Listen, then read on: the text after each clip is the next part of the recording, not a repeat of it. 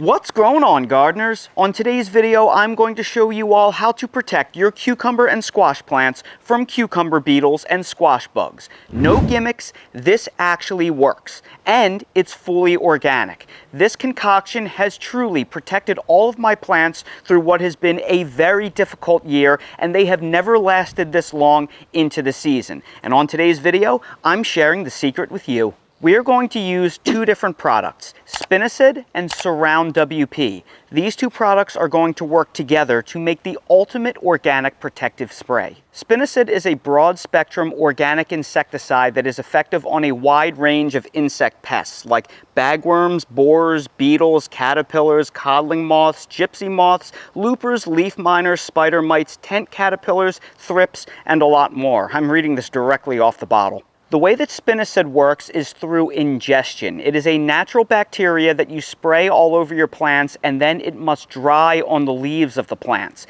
Then these pests must come in and start munching on the leaves after the Spinosad has dried on it. And when they ingest this bacteria, it enters their digestive system and it kills them in about 24 hours. So this is not a contact killer. When we spray it on our plants, it needs to dry and sit on the plants, and the pests have to come in and start munching on the leaves. So if you spray this and then you wake up the next day and you see things have munched on the leaves, that is not a bad thing. That is exactly what you want. You also probably won't see the pests dying within a few hours. It takes a day or two, so this has a little bit of lasting power. Don't expect immediate results. This is all according to plan, and it is extremely effective. The second product is this, Surround WP. This is not an insecticide, this is a crop protectant. What it is it is an organic kaolin clay product that has been specially processed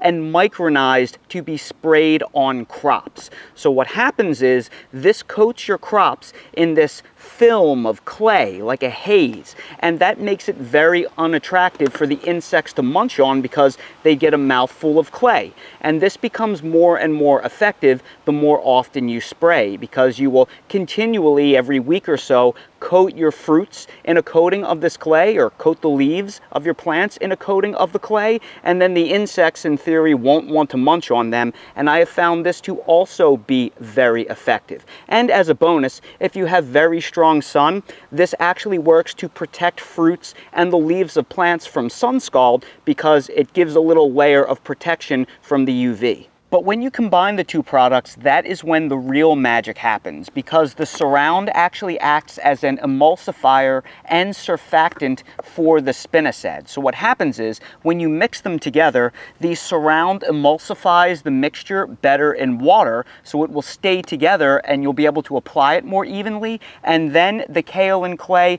sticks to the fruits and it helps the Spinosad last longer. One of the big problems we have with organic sprays is they have no staying power. You spray and they're effective for a short while, but then they burn up or they dissipate. When you combine the two, the clay forms that barrier on the fruits, and it actually holds the Spinosad bacteria in there, so it will be effective for a longer period of time, as long as you don't get heavy rainfall and it all washes off. So that's why it is such an effective 1-2 punch when you combine them. And it also becomes a much more effective insecticide when combined together, because the crop protectant itself will make the plants less desirable to be chewed or munched on, so that will keep a lot of insect pests away. But those that decide that they want to munch on it anyway will get that mouthful of Spinosad and then digest it, and they'll die within a day or two. So you get enhanced potency.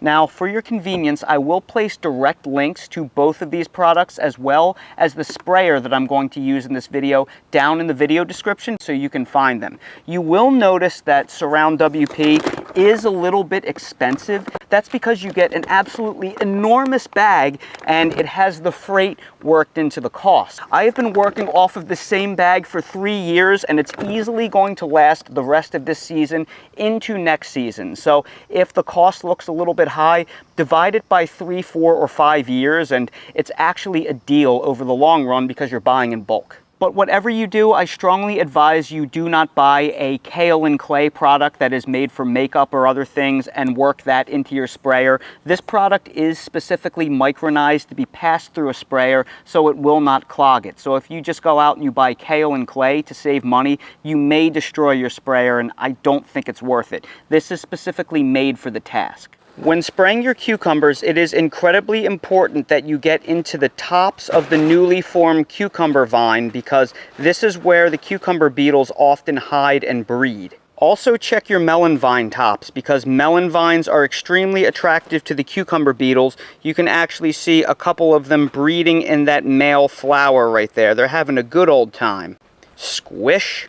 For zucchini plants, we especially want to target the ribs and the undersides of the leaves, because that is where the squash bugs hang out the most. By coating the ribs of the plant, we'll also give some protection against the squash vine borer as an added bonus. But if you want something for dinner tonight, pick your squashes beforehand, because you don't want to eat it right after you spray it. You want to give it about 24 hours before you eat the food. Here is how we make the spray. I'm going to take 2 gallons of water that I already pre-measured in this 5-gallon bucket, and to that I'm going to add half a cup of Spinosad, and also rinse the top off to get all of the rest out. And then I'm going to add 4 cups of the Surround WP. You can obviously cut this recipe in half if you want to make just 1 gallon of the spray. You can double this recipe if you want twice as much. But after everything is combined in this bucket, we want to take a paint paddle or some other means of stirring, and we want to mix it very, very well until it is fully emulsified. Do not skip this step. It takes a little while to fully emulsify the Surround WP, so take your time and have fun with it. And once everything has been fully combined and dissolved, we are going to pour the mixture into our sprayer. If you're enjoying this video made by a real human being and not AI, would you please consider subscribing to the channel? YouTube dramatically changed their algorithm over the past year to favor shorts content and give that a bigger spotlight than long format content. So between the algorithm changes and all of the AI slop that's being dumped by the truckload onto the platform, it's been really hard for us long format content creators to find new audiences. So doing things like subscribing to the channel and hitting the like button and leaving a comment goes miles to help spread these videos across the platform. So if you enjoy this type of long format content instead of doom scrolling brain rot, I'd really appreciate your support. It is critically important that we wait until the sun is setting to apply this spray on an evening that we know it is not going to rain, preferably during a dry spell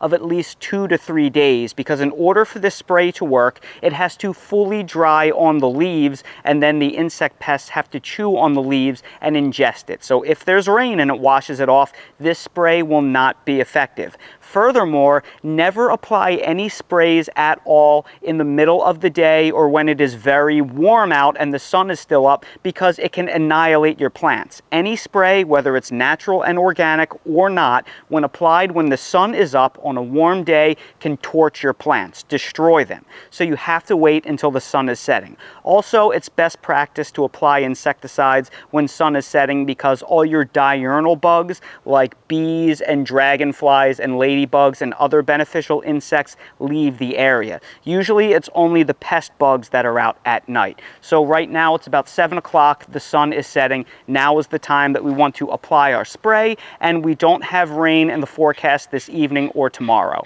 So now we are going to begin spraying the melons, because melons are closely related to cucumbers and share pretty much all of the same pests. And we want to go up and under the leaves of the melons specifically, because that is where a lot of pests like to hang out. Pests rarely hang out on top of leaves, because they are very vulnerable to not only the hot sun, but predatory insects. So we really want to spray under them specifically. We also want to make sure that we coat the fruits, like that melon right there. Look at that big melon under there. That's a big guy. Now we're going to go over to our cucumbers, and we have a massive haul of cucumbers right there, so we definitely want to protect them. And if you're saying, oh, well, that's going to make it unpleasant to eat, this clay spray washes right off. You should be washing your produce regardless in most cases. So the goal is to cover everything in a layer of this clay. and especially get the interiors of the flowers right here, because that is where the cucumber beetles often hang out. Especially get the tips, the new growth tips of all the melons and cucumbers. Now we'll go over to this vine right here, and we will cover all of these leaves, especially the new growth tips where the cucumber beetles tend to hang out, because we want to make it so the cucumber beetles do not want to crawl on those protective growth tips and mate. We want to make it so it's very unpleasant for them to exist there, so it gums up their antennae, and it never hurts to coat the fruits really well as well for an added layer of protection. And the whole time I'm doing this, I'm trying to jostle the backpack sprayer in order to keep the mixture nice and well mixed. Keep that clay from separating. And again, we want to get inside really well and get inside those ribs, really coat them down with clay, because not only will that protect against the squash bugs, but that will also help give a layer of protection against the vine borers as well. We're in the second half of June, and it's very unusual that the zucchini I planted in early April are still alive and thriving. Usually they only last about 6 to 8 weeks here in my climate. So the fact that they've been going for 2.5 months is incredibly impressive. Now I'm also spraying down my Zucchino rampicante and my Seminole pumpkin vines and watermelons, because while these are vine borer resistant, they're not necessarily squash bug or cucumber beetle resistant. And I have been seeing cucumber beetles on these plants, unfortunately, which cucumber beetles spread viruses from, or are they bacterial infections? I can't quite remember. But either way, they spread pathogens from plant to plant. So a cucumber beetle infestation, there's actually one right there. Look at that guy. We just gummed up his works, but we'll squash him anyway. So just like that, we saw a cucumber beetle on our squash plants, which is not good. Which is why I recommend that people start new squash and cucumber plants every 6 weeks and plant them in another location. That way you have nice young plants at all times in different stages of growth. And that is called succession planting, and that is the real key to having amazing harvests. And now we're going to get the back sides of my cucumbers and melons that I sprayed from the front. So coat them down really well. And of course, if we wanted to, we could apply this spray to our tomatoes, to our fruit trees, to our eggplant, to anything else that is very pest vulnerable. But at this time, I only made enough to treat my cucumber and squash plants. Good news, I spoke too soon. I have a little left, and I'm going to use this to put a little clay layer on my apples. I have an amazing apple crop this year, but unfortunately I noticed some leaf-footed bugs earlier today nesting on some of my apples and digging into them. So I definitely want to try and put some of this crop protectant on them to make them less desirable to those awful insects. This is going to be a record apple crop for me by far, as long as something doesn't come in the middle of the night and steal them. What are you doing, Mr. Bunny? You've been taunting me this entire video. I saw you back there playing with me. With anything left over, I'll cover my Asian pears. And hey, what the heck, why not? Let's spray down our grapes as well. We definitely want to keep them protected. I have a nice little grape crop growing on right here. And now that the spray is starting to dry, you can see just how effective that surround is. It has all of that white clay all over the place, and that makes it a lot less desirable to pests, and it will also act as a surfactant to hold that spinosad in place for a long period of time. This is a big reason why I built this amazing roof over my garden, because it effectively minimizes the amount I have to spray. The rain can't get under here to wash it off, so I get protection longer. But even so, I'm not going to kid myself, these vines are already approaching end of life. They've been in ground for over 2 months, and they're starting to get beaten up from the heat and humidity. So I have more cucumber and zucchini plants that are growing upstairs in my office that have already germinated. I'm already preparing for these to go the way of the dodo bird, and I will happily replace these with new vines probably within the next few weeks just to be prepared. And of course that goes double for my squash plants because they are out in the open growing in the weather, so they are a lot more vulnerable. Now, the last point of discussion is how often should you apply this spray? And unfortunately, that is all going to come down to weather.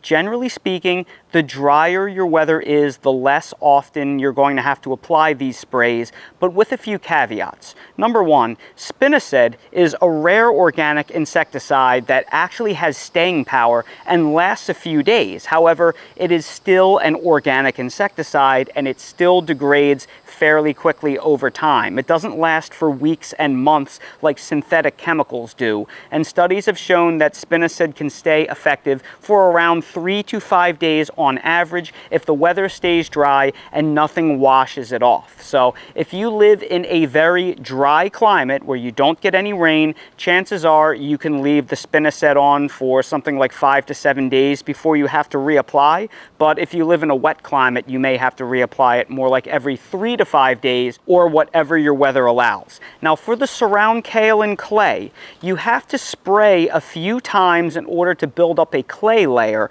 but once that clay layer is on there, if you're not getting rainfall that washes off the clay layer, it will be reasonably effective moving forward. So if you live in places with perfect drought, like Southern California where it doesn't rain at all, once you build up that clay layer, it's going to stay effective for a very long period of time. It may eventually turn into dust and blow away, so you'll have to reapply to some extent. But in very dry climates, you may be able to minimize spraying to more like every 7 to 10 days because while that Spinosad won't be effective quite that long, that clay layer will give you enhanced protection for a longer period of time, so you may be able to stretch the window before you have to go and spray more. If you live in a very wet, humid climate like I do, once again, you may find yourself spraying once or twice every single week, and you still may lose the battle in the long run if it's raining every single day because you can't maintain a perfect clay layer or a perfect Spinosad layer. But all you can do is deal with the weather you have and keep in mind that the more it rains, the more you're going to have to apply. The drier it is, the longer it's going to last and the more effective it's going to stay.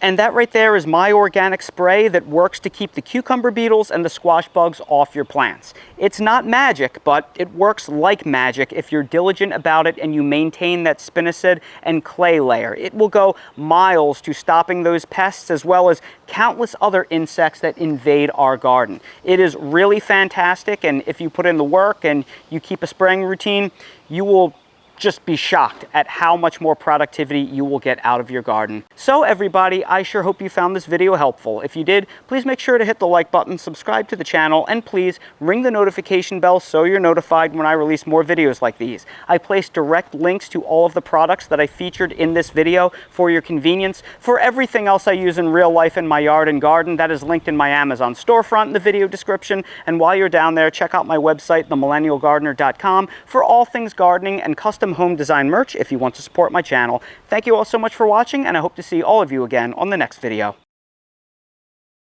It has been so hot that we have been having to wait all day until we can get some cloudy skies in the afternoon to go for our walk. And it appears that even the gators are a little bit hot. You see that gator over there, right there, Dale? You can see his gator head right there. He doesn't mind. He likes it warm, right? Not us. It's already getting hot and humid. Ugh, it's going to be a rough June and July. Every single year with this, we got ourselves a hot dog.